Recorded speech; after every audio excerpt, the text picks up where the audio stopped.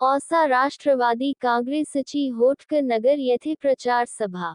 औसा नगर परिषद निवडणूक 2025 निमित्त राष्ट्रवादी काँग्रेस अजितदादा पवार पक्षाचे नगराध्यक्षपदाचे उमेदवार परवीन नवाबुद्दीन शेख व प्रभाग क्रमांक 2 मधील सदस्य पदाचे उमेदवार विकास डोलारे व ओटी मंगल राजकुमार, प्रभाग क्रमांक 3 मधील सदस्य पदाचे उमेदवार अविनाश टिके व कांबठे कीर्तिताई अशोक या उमेदवारांच्या प्रचारार्थ होटकर नगर औसा येथे 29 नोव्हेंबर शनिवार रोजी सायंकाळी प्रचार सभा घेण्यात आली। या प्रचार सभेत राष्ट्रवादी काँग्रेसचे जिल्हाध्यक्ष डॉक्टर अफसर शेख, दत्तात्रय कोळपे, श्रीकांत सूर्यवंशी, युनुस चौधरी, बालाजी शिंदे, गोविंद जाधव, गजानन शिंदे, अमर रेड्डे, मुकेश तोवर, रुपेश दुधनकर व वैशाली नारायणकर यांच्यासह अनेक मान्यवर व नागरिक व महिला मोठ्या संख्येने उपस्थित होते। काम केलं, 12 हिंदू दिले, तुमचे 7 मुस्लिम कोणी तर इकडे 12 हिंदू दिले, म्हणून येणाऱ्या 3 तारखेला इकडच्या सगळ्याच भागातून मोठा प्रतिसाद अफसर बाबाला आहे। ज्या ठिकाणाहून अपेक्षा नव्हती तिथून सुद्धा मोठा प्रतिसाद आहे आणि हीच येणाऱ्या 2-3 दिवसामध्ये सर्वांनी ध्यान ठेवा। किती काय कोणी केलं, कुणी काही नावं ठेवले तरी त्या भूलथापांना या ठिकाणी बळी पडू नका ही विनंती करण्यासाठी आम्ही तुम्हाला या ठिकाणी आलेलो आहोत। कारण या औषधासाठी हेनीच लागतात, अफसर बाबाच या ठिकाणी आपल्याला औषधा लागतो, दुसरं आपल्याला काही घेणं देणं नाही। सर्वांना सोबत घेऊन जायचं काम अफसर बाबांनी केलं, मराठा शिवकालीन मराठा भवनचं काम अफसर बाबांनी केलं, सर्व जाती धर्माची कामं करण्याचं काम एवढा अफसर बाबा या ठिकाणी करतोय। आमचा मराठा क्रांती मोर्चा होता तर बिचारा पाण्याच्या बाटल्या घेऊन वाटप करायचं, म्हणजे सगळ्या समाजासाठी त्या ठिकाणी केले। कुठल्याही जयंती असो त्या ठिकाणी प्रत्येक विहिरीनं सहभाग नोंदवून काम करण्याचं काम अफसर बाबा या ठिकाणी करतात। आणि गैरसोयी होते आणि हे लोक जे जातात, आपण एका विचारानं या ठिकाणी प्रेरित होऊन आपण जर मतदान करत असाल तर ते चुकीचं होणार आहे। जो काम करणारा व्यक्ती आहे ते आपण बघितलं पाहिजे। आम्ही जो उमेदवार या प्रभाग क्रमांक 2 मधून दिलेला आहे ते विलास डोलारे तुमच्या या भागामध्ये रहिवासी आहे। मी तुम्हाला हे आज ओरडू सांगत आहे कारण तुम्हाला येत्या 2 तारखेला बटन दाबायचं आहे आणि हे बटन दाबताना आपण जर चुकीचं बटन दाबलं तर या ठिकाणी चुकीचं बटन दाबल्यानंतर त्याचे परिणाम 5 वर्ष भोगावे लागणार आहे। आपलं जे उमेदवार भारतीय जनता पक्षाने दिलेले आहे ते इथले रहिवासी नाही, म्हणजे आता कागदावर जरी असले जे उमेदवार कागदावर जरी दिसत असले तरी सुद्धा ते राहायला औषधाला नाही, ते इतर ठिकाणी आहे। त्यामुळे तुमचे काम कसं होणार हे सुद्धा विचार करणं तितकंच गरजेचं आहे। मित्र, या भागाचा विकास कसा झाला, इथले रस्ते बघा समतानगरचे, ते आम्ही केले, पूर्ण काम बघा। या भागामध्ये हा जो रस्ता आहे तो आम्ही पूर्ण केला। आधी कसा होता, म्हणजे डांबरचा त्याच्या आधी तर जुन्याकडे आपणच केला होता, परंतु या आधी या ठिकाणी पाईपलाईन करण्याचं आपण काम केलं, पूर्ण करून पाईपलाईन व्यवस्थित आहेत का ते आपण चेक केलं। त्याच्यानंतर कितीतरी दिवसांनी हा रस्ता आपण पूर्ण केला। या भागामध्ये समतानगर सारखा जो MIDC ला आणि जो आपल्या वरच्या भागाला जोडणारा भाग आहे त्या भागाला जोडण्यासाठी आपण चांगला असं पूल केला, त्यामुळे या परिसरातून रहदारी वाढली आणि या भागाचं महत्व वाढलं। नाहीतर लोकांना वरच्या भागात जाण्यासाठी किती त्रास होत होता।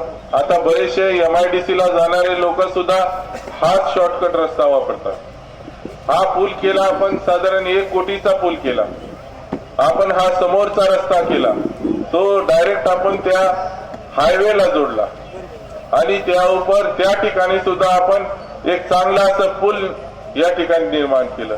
या भागामध्ये आपलं तलाव असल्यानं आपण तलावाचा जो सांडवा होता, म्हणजे तो सांडवा, तिकडचा सांडवा व्यवस्थित केला, इकडचं नाला त्याचं जे पाणी जात होतं घरामध्ये घुसत होतं ते पाणी आपण कुठेतरी कॉन्क्रीटचा चांगला पक्का नाला केला, त्यामुळं ते घरात घुसण्याचं ते जे दरवर्षी तुम्हाला त्रास होत होता तो आपण या ठिकाणी दूर केला.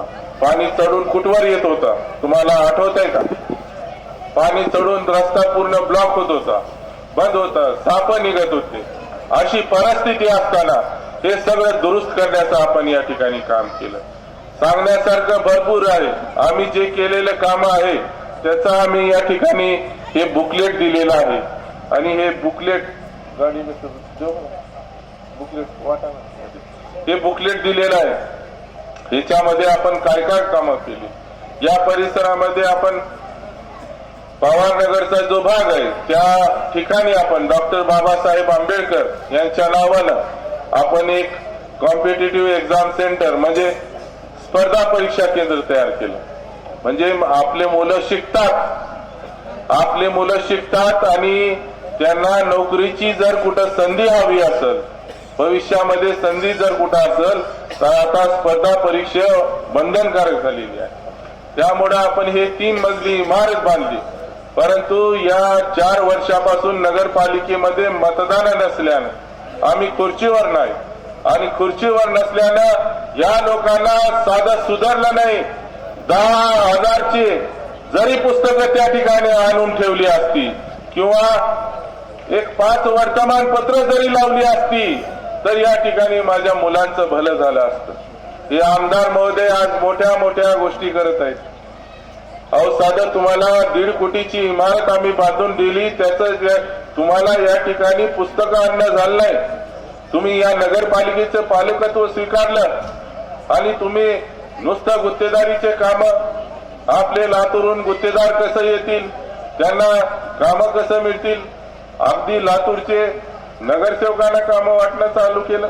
हे असं एक उद्योगधंदा नगरपालिका म्हणजे कंपनी निर्माण केली आणि त्या कंपनीतून प्रॉफिट असं या ठिकाणी हे सूत्र आपल्या या शहराला दिसलं. परंतु आपलं जे कॉम्पिटिटिव्ह एक्झाम सेंटर होतं ते चालू करण्यामध्ये त्यांनी कुठलाही या ठिकाणी हातभार लावलेला नाही किंवा त्यांना ही गोष्ट चांगली अशी झालेली. त्या ठिकाणी फर्निचर सुद्धा आहे, फर्निचर सुद्धा अद्ययावत एकदम चांगल्या दर्जाचं फर्निचर सुद्धा त्या ठिकाणी उपलब्ध होतं.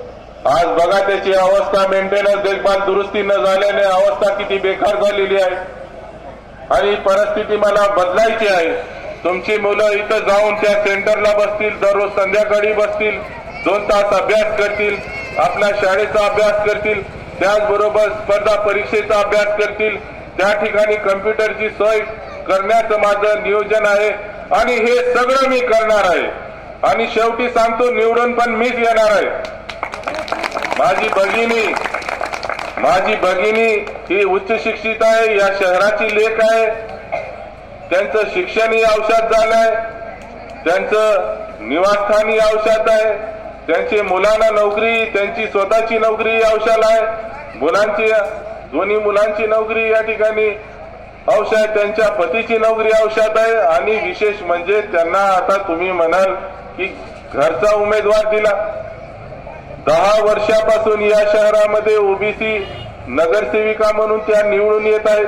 त्यांना 10 वर्षाचा अनुभव आहे, त्यामुळे त्यांना आपण या ठिकाणी उमेदवारी दिली. आपल्याला या ठिकाणी विचार करताना काळजीपूर्वक विचार करायचा आहे. या भागामध्ये आपण स्वतःहून अनेक बोर पाडून दिले. हा समोरचा बोर तुम्हाला आठवत असेल, माझ्या खर्चानं आपण रात्रभर जागून या ठिकाणी दिला. परंतु तुम्हाला पाण्याची कुठली अडचण या ठिकाणी होऊ दिली नाही. हा आपल्या चौकातला बोर मी माझ्या खर्चानं स्वतः पाडून दिला. म्हणजे जेव्हा केव्हा तुम्हाला गरज असते, पाण्याची गरज असू द्या, कोणत्याही गोष्टीची गरज असू द्या, आपण स्वतः या ठिकाणी धावून येतो आणि कुठेही कमी पडत नाही. आता बऱ्याचशा गोष्टी आपल्याला सांगायसारख्या आहे. या शहरामध्ये कोरोना काळामध्ये आम्ही या ठिकाणी होतो आणि हेच आमदार महोदय पुण्याला होते, पुण्याला गेले. एक लोकप्रतिनिधीचं कर्तव्य काय असतं? औसेकरांना माझी विनंती राहणार आहे, आपण या ठिकाणी भावनेच्या भरामध्ये असलं कोणताही निर्णय घेऊ नका.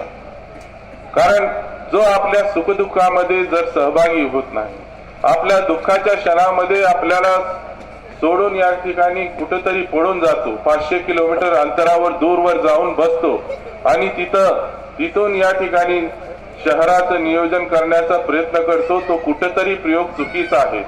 उंटावर बसून काय मेंढ्या चढता येतात का? असं काय आहे का? असं काय शक्य आहे का? तिथून बसून औसा शहराचं नियोजन झालं असतं का? तुमचा हा भाऊ रस्त्यावर फिरला, या ओस रस्त्यावरती, निर्मनुष्य रस्त्यावरती मी होतो, हा पॅन्ट वर टी शर्ट वर फिरत होतो, या शहरामध्ये फिरत होतो. असे सुद्धा दिवस मी बघितलेले आहेत आणि या दिवसामध्ये तुमच्या पोटा पाण्याची, आरोग्याची काळजी मी केलेली आहे. आज जर तुम्हाला कोणतंही या ठिकाणी कोणतीही बोलतापा देऊन जर मतदान मागायला येत असेल तर त्यांना सांगायचं आहे की आमचं घड्याळानं आमचं रक्षण केलेलं आहे. आमचा घड्याळ या ठिकाणी तुमच्या सोबतीला होता, त्यावेळेस पण होता आणि भविष्यामध्ये सुद्धा तुमचाच घड्याळ राहणार आहे. मित्र, आपल्याला सांगायचंय, या प्रभाग 3 मध्ये त्यांनी जो उमेदवार आणलेला तो उमेदवार गेल्या वेळेस प्रभाग 2 मध्ये होता आणि आता म्हणजे प्रभाग 2 मध्ये त्यांचं घर आहे. जे भोसले नावाचे जे उमेदवार आहे त्यांना पाडण्यासाठी या ठिकाणी उमेदवारी दिलेली आहे असं या ठिकाणी मी मानतो. मला सांगायचं, मराठा समाजाचे मी 3 उमेदवार औसा शहराला दिले. यांनी जो उमेदवार दिलेला आहे, एकमेव उमेदवार या प्रभाग 3 मधून त्यांनी दिलेला आहे, तो पण तुमच्या प्रभागाचा रहिवासी नाही. इकडून त्यांचं घर कितीतरी दूर आहे, जाणार कसं? बँक वलनी तुम्हाला काही काम असलं तर कसं जायचं तिथून? एवढ्या तुम्हाला भविष्यामध्ये आई अडचणींना तुम्हाला सामना करावा लागणार. माझा अविनाश टिके समोर घर आहे, समोरच घर आहे, लगेच जायचं, काय काम असेल विचारायचं किंवा फोनवर झटक्यात विचारायचं. आजही आमचा माणूस, आमचा उमेदवार नगरसेवक नसताना सुद्धा अनेक कामं त्यांनी केलेली आहेत. अनेक कामं, पाण्याचं नियोजन, उत्तम नियोजन, नगरपालिकेला सहकार्य करण्याचं काम आम्ही केलं. असं असताना आपण काही वेगळा विचार करणे हे साफ चुकीचं ठरणार आहे. मित्र, आपल्याला सांगायचं आहे की या शहरामध्ये आम्ही 2 आपले धनगर बांधव या ठिकाणी धनगर समाजाचं आम्ही उमेदवारी दिलेली आहे. एक आमचे विलास ढोलारे आहेत, त्याचबरोबर प्रभाग क्रमांक 7 मध्ये आपल्या संख्येचा विचार करून जीवन कांबळे यांना उमेदवारी दिलेली आहे. केवळ उमेदवारी देऊन आम्ही थांबलेलो नाही, त्यांच्या मागे पूर्ण ताकद उभी केलेली आहे, पूर्ण शक्ती लावलेली आहे. आणि हे काय करतात, हे 15 दिवसामध्ये कोणताही इतर उमेदवार आणून तुमच्यावर थोपवण्याचा या ठिकाणी प्रयत्न चाललेला आहे. तो कुठेतरी आपण या सर्वांनी हाणून पाडायला हवा. या वार्डामध्ये समाज मंदिरचा जो प्रश्न आहे तो जागेचा प्रश्न आहे, तो निश्चितपणे आपण या ठिकाणी आपल्याला तो पण करायचा आहे. माझी बोलणी पण चालू आहे. ती जागा आपण मिळवून त्या ठिकाणी भव्य असं मोठं असं समाज मंदिर आपल्याला बांधायचं आहे. आणि जे आपण मागच्या वेळेस कोरोनामुळे करू शकलो नाही ते आता या वेळेस आपण निश्चितपणे करणार आहोत, हा माझा शब्द आपल्याला आहे. निश्चितपणे आपल्याला कोणताही सण, तुमचा सण असू द्या, हा माझा सण असतो. तुम्हाला मी केवळ निवडणूक समजून या ठिकाणी कोणतंही कार्य केलेले नाही. सदैव या ठिकाणी माझी परंपरा गेल्या अनेक वर्षापासून राहिलेली आहे. मी आपल्या सणासुदीत नेहमी या ठिकाणी सोबत असतो आणि तुमच्या वर्षभर काहीतरी उपक्रम मी या ठिकाणी राबवत असतो. त्यामध्ये आरोग्य शिबिरे असतील, आरोग्य शिबिरामध्ये चांगले मेडिसिन्स देणे आणि त्याचबरोबर चष्म्याचं या ठिकाणी चष्मे देणे, चष्म्याची गाडी आणणे, विविध प्रकारच्या क्रीडा स्पर्धा माझ्या तरुणांसाठी या ठिकाणी करणे, असे अनेक कामं या शहरामध्ये सातत्यानं आम्ही चालू ठेवतो. केवळ 15 दिवसासाठी येऊन कुणीतरी उमेदवार आणून तुम्ही जर हे करू पाहत असाल तर ते साफ चुकीचं ठरणार आहे.